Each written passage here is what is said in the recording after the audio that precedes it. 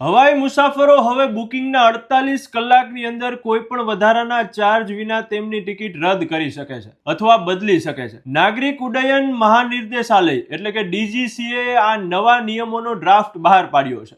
હાલમાં ફક્ત એક ડ્રાફ્ટ પ્રસ્તાવ છે.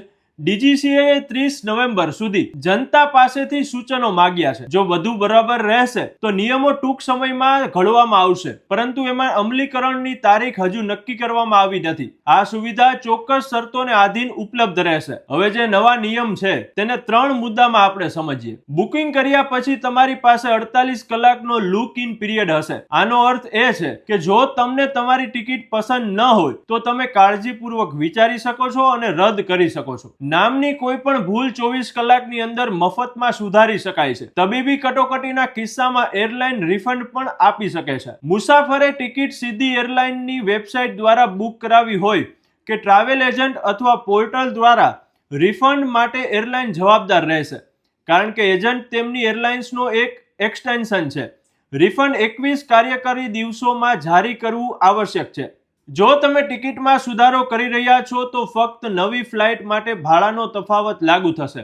જો કે આ સુવિધા ફક્ત ત્યારે જ ઉપલબ્ધ થાય છે જો ફ્લાઇટની પ્રસ્થાન તારીખ બુકિંગ તારીખથી ઓછામાં ઓછી 5 દિવસ ઘરેલું અથવા 15 દિવસ આંતરરાષ્ટ્રીય હોય.